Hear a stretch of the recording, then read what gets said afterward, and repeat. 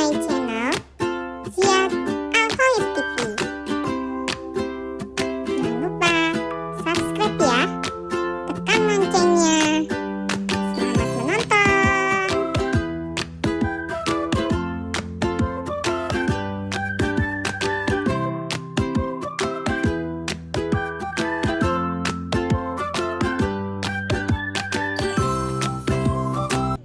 Nah, ternyata ada dua hal Bapak Ibu. Yang pertama apa? Yang pertama adalah sebuah belief system kita, mindset kita terhadap sebuah keyakinan, keimanan kita, kebesaran bahwa Allah Subhanahu wa taala itu ya ketika kalau kata kita misalnya ketika Allah sudah memang sudah berkehendak, maka Allah berkehendak.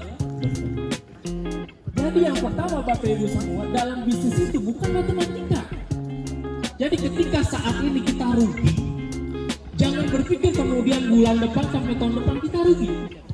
Jadi kalau kemudian di awal kita sudah memberikan, saya pengen sedekah 100 juta, bahkan kita belum punya yang namanya untung 100 juta, jangan kemudian kita berpikir kita nggak akan bisa sedekah 100 juta.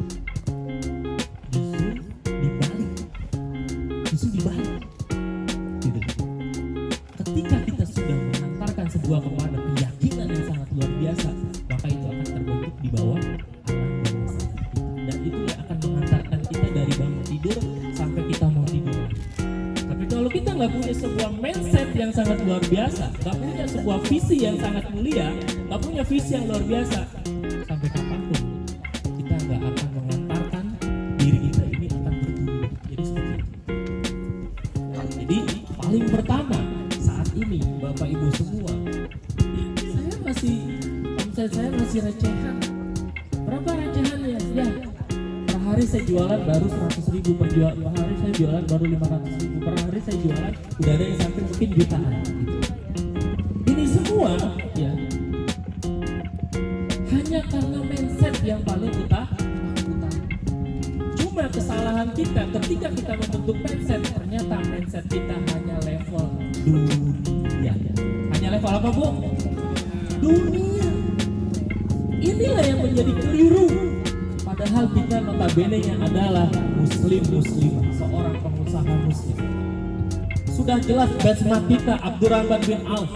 Sudah jelas portofolio kita Utsman bin Affan yang sumurnya sampai saat ini masih bermanfaat. Coba luar biasa.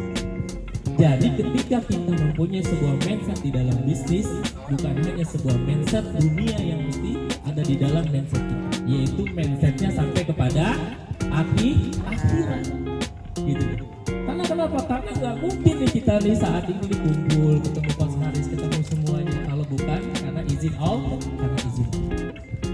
Jadi poin pertama yang ingin saya sharing yaitu bagaimana kita membangun sebuah mindset, membangun sebuah visi diri yang ada dalam diri kita.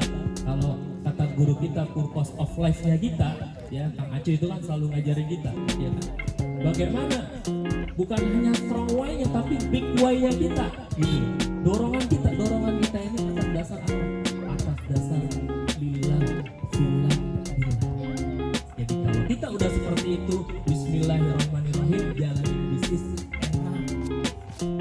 Udah nggak ngeruwet, ada SDM, ya, ada karyawan. Saya pernah tuh buka usaha fried chicken, udah diongkosin dari Bandung, ya, baru seminggu dia kabur total. Coba tuh.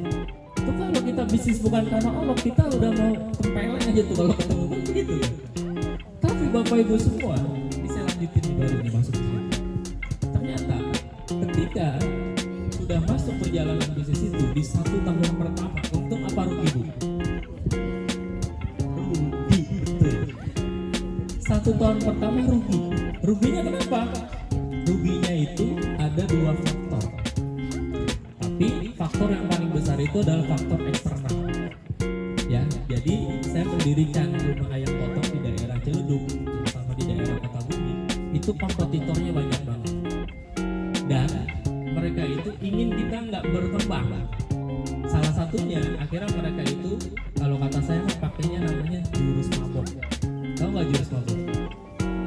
Tahu nggak? Harga jualnya murah meriah. Gitu. Jadi dia nggak ada hitung-hitungan tuh, ya overheadnya dia berapa, ya. Kemudian nanti ada potensi loss resiko daripada barang yang bermasalah berapa, itu nggak ada hitung-hitungan. Nah, salah satunya itu. Ya singkat cerita, 1 tahun pertama itu rugi. Ya. Dan kalau kata investor kita yang tadi, itu kita disuruh tutup, kita suruh ganti bisnis aja. Bukannya kitanya diomelin gitu. Ya, tapi karena mereka masih percaya, mereka udah Pak bikin bisnis baru aja.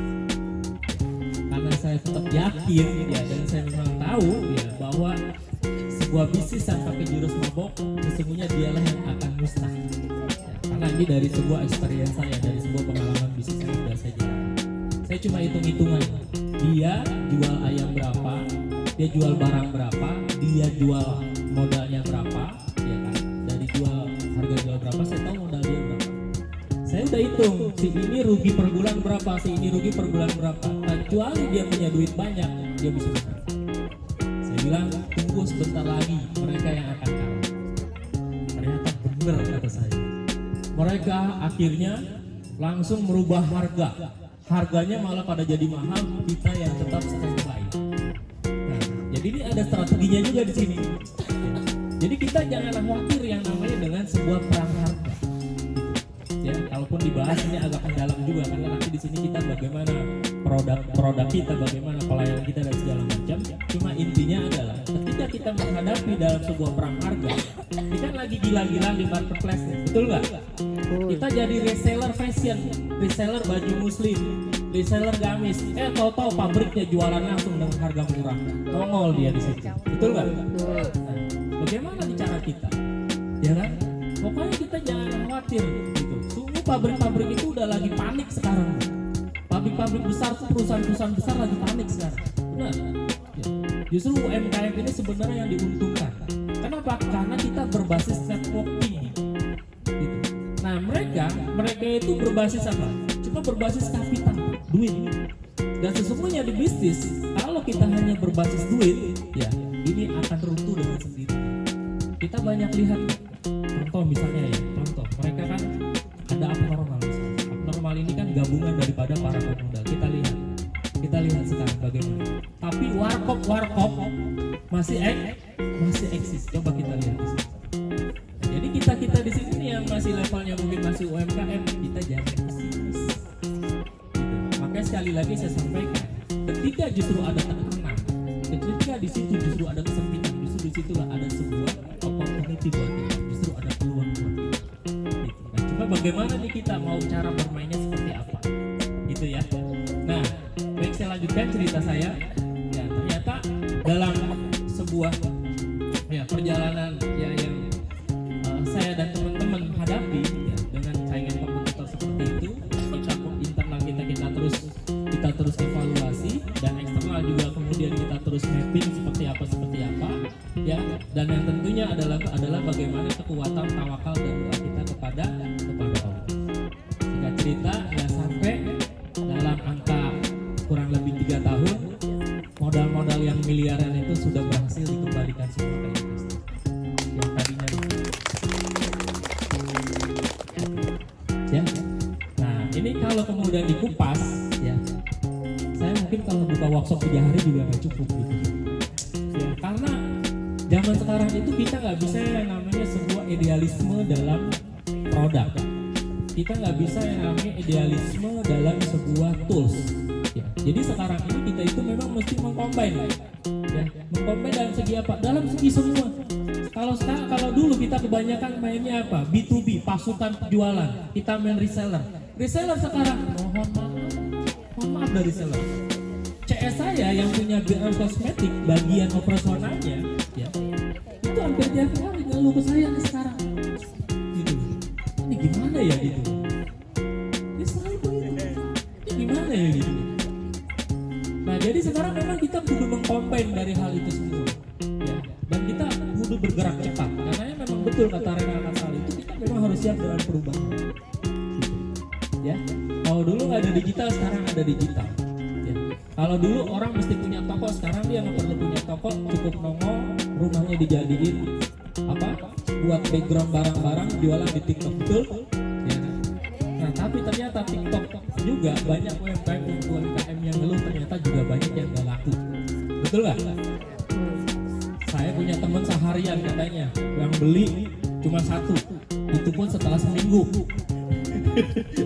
Coba itu gimana? Ya kan? Nah karenanya ini sangat luar biasa. Ya. Adanya sebuah pertemuan yang seperti ini, kopdar kita seperti ini, gitu. Inilah yang kemudian membawa sebuah semangat kita. Ya. Dan yang membawa membawa sebuah kita yang tadinya nggak kepikiran, oh saya punya pengen cara begini nih gitu. Ternyata kita bisa gitu. Nah, makanya kita terus pertahankan, dan saya harap pasca acara ini KBB terus kemudian membuat program lagi minimal sebulan sekali. Siap teman-teman KBB ya? Wah siapnya bagus banget. Siap? Siap. Dan ibu-ibu semua, peserta semua siap mensukseskan? Siap ya. Nah tepuk tangan dulu buat teman-teman semua. Ya.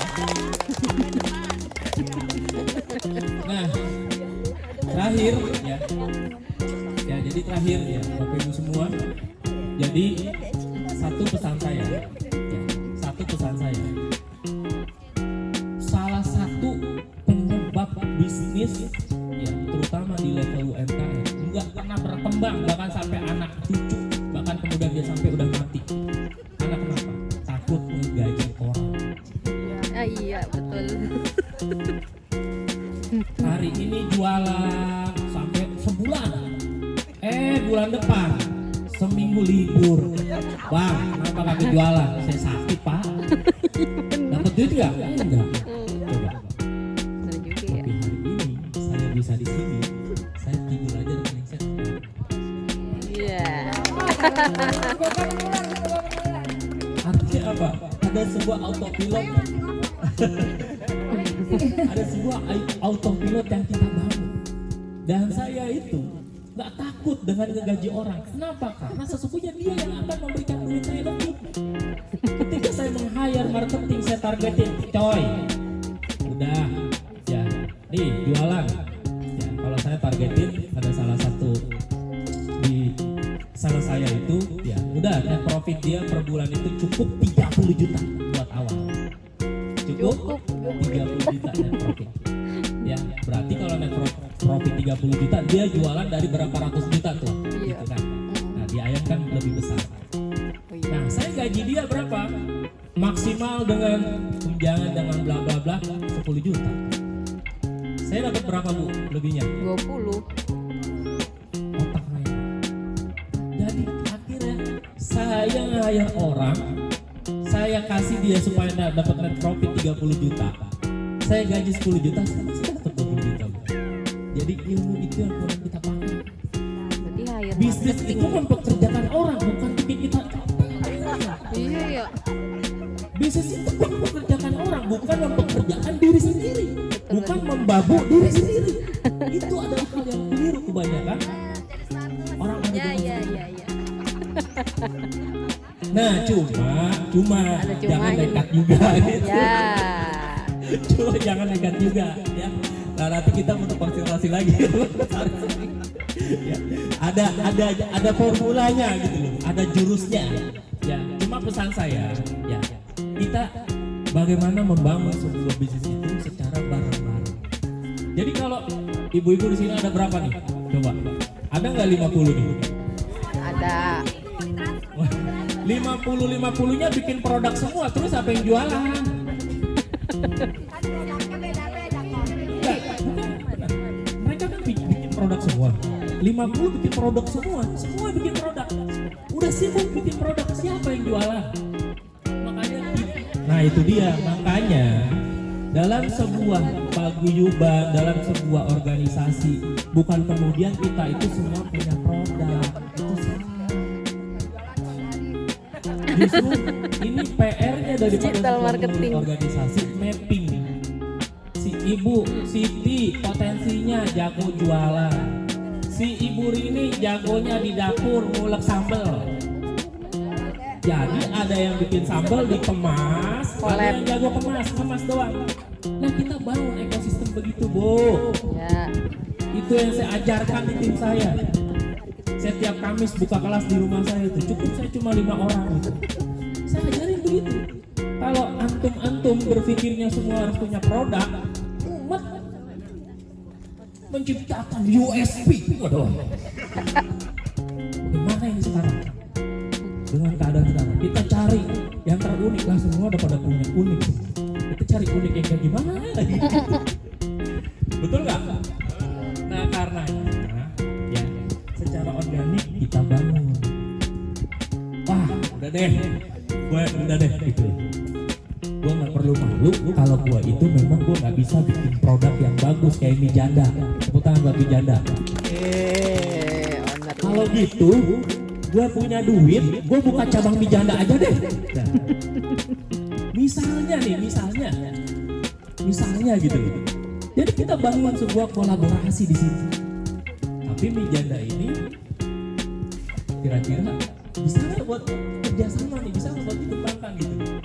Insya Allah nggak bisa ke mie janda gitu kan? Nah, atau produk yang lain gitu. Nah jadi pesan saya ya seperti itu. Ya kita jangan malu kalau kemudian kita membangun kerjasama. Cuma formulanya kita pahami dulu apa sih kerjasama. Ya jangan sampai kemudian oh dia enak, gue punya produk, modal gue capek segala macam 30.000 dan dari 30.000 itu saya jual ke Ibu Ani. Ya saya cuma ngambil 3.000 perak. Saya cuma dapat 33.000. Barang gue dijual bisa 50.000. Dia dapat untung 13.000. Enak banget ya. Akhirnya si Bu Ani gak dikasih barang lagi, dia jualan sendiri. Ini penyakit kerjasama. Saya bukan sehari 2 hari ngomongin kerjasama. Udah sampai ngebrudul WA ke saya gimana tuh orang yang bermasalah kerjasama. Ya, nah karenanya kita perlu yang namanya hati legowo, hati lapang dada. Ya, bahwa bisnis kita ini pakailah yang namanya adab, pakailah yang namanya etika. Memang sih nggak ada yang namanya pelajaran adab berbisnis, ada nggak? Tapi sebenarnya dengan kita pakai adab berbisnis, etika berbisnis, disitulah Islam mengajarkan kita ada hablum minallah, ada hablum minannas dan hablum minannas. Ketika kita menjaga itu, justru Allah akan memberikan keberkahan dan bisnis kita itu. Terima kasih. Assalamualaikum warahmatullahi wabarakatuh. Waalaikumsalam.